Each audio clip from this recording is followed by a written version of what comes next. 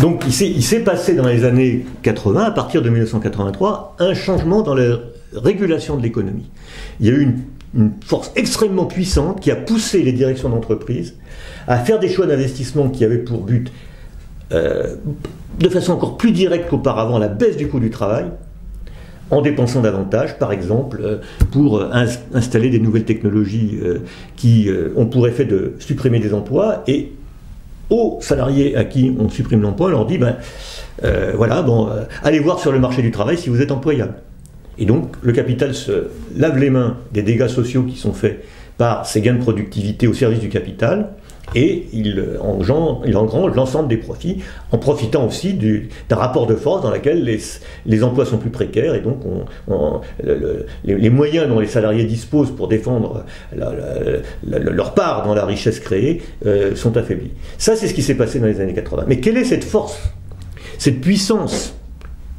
considérable, sans précédent, qui a permis au capital d'exercer cette pression sur les salariés? Cette force, c'est la force de l'argent. C'est la force de la prise de pouvoir par les marchés financiers. 1983, c'est l'année du tournant de la rigueur en France, sous un gouvernement de gauche, qui, après avoir tenté de résister à la pression des marchés financiers internationaux, cède, prend des premières mesures de libéralisation du système financier, libéralisation des taux d'intérêt, restructuration de la dette publique, banalisation puis privatisation des banques dans les années 80 et 90, ouverture du marché de capitaux français jusqu'en 1990, qui est aussi une date très importante, puisque c'est au 1er janvier 1990 que le gouvernement français de l'époque se sent capable de décréter la liberté totale des mouvements de capitaux. Donc les capitaux internationaux, gérés depuis Wall Street, depuis Hong Kong, depuis Singapour, depuis Tokyo, depuis Londres, sont libres d'entrer ou de sortir, d'acheter ou de vendre des titres émis par des agents économiques français. Et ils ont ce moyen de pression considérable qui consiste à dire à une entreprise, par exemple, je trouve que tu n'es pas géré de façon assez directement inspirée par l'impératif de rentabilité du capital, donc je vends tes actions, je vends les titres de dette que tu as émis, et éventuellement, ce faisant, je te condamne à mort. Donc il y a une puissance. Donc les marchés financiers ont eu en main, à cette époque-là, et ils l'ont toujours, et ils le conservent, un pouvoir qui s'exerce directement sur la production. Ce n'est pas seulement des bulles financières qui seraient déconnectées de la réalité économique, c'est bien pire que ça. C'est un cancer financier qui est branché sur la production et qui ronge toutes les dispositions qui pourraient servir à améliorer la situation des travailleurs, à améliorer même l'efficacité de l'économie, parce que ce n'est pas ça leur problème. Leur problème, ce n'est pas de créer plus de valeur avec les moyens dont ils disposent. Leur problème, c'est de créer du profit, d'accumuler du profit financier ou industriel. Et pourquoi est-ce que cette affaire-là s'est produite en France en 1983? C'est parce que la France, à cette époque-là, s'est rangée dans un ordre économique international qui a été défini quelques années auparavant aux États-Unis. C'est en 1979 que le tournant se produit aux États-Unis. Jusqu'en 1979, on avait des politiques qui visaient à encourager les investissements avec des politiques de taux d'intérêt bas.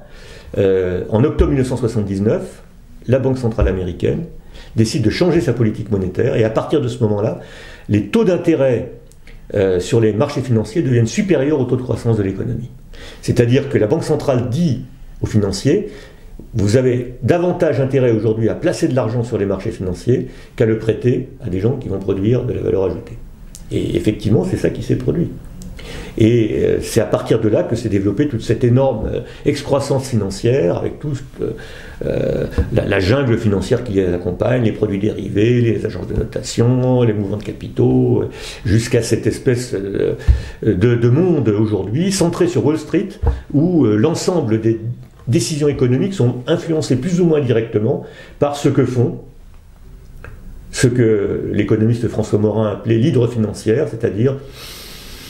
une trentaine de grandes banques, identifiées par le FMI, le Fonds monétaire international, comme des banques systémiques, qui par leur pouvoir de création monétaire, par leur pouvoir d'influence, par leur présence dans les conseils d'administration, par le contrôle qu'elles exercent sur les marchés financiers, sur les taux d'intérêt, sur le cours des actions, sur le cours des titres émis par les États, sont en quelque sorte la tour du contrôle du capital international et exercent leur influence sur l'ensemble de l'économie. Et la transformation, le déplacement, la modification du partage de la valeur ajoutée au bénéfice du capital et au détriment du travail,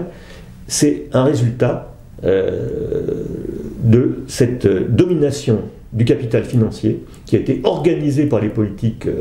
publiques et par les politiques monétaires en particulier à partir de la fin des années 70 aux États-Unis et dans le monde entier dans les années qui ont suivi.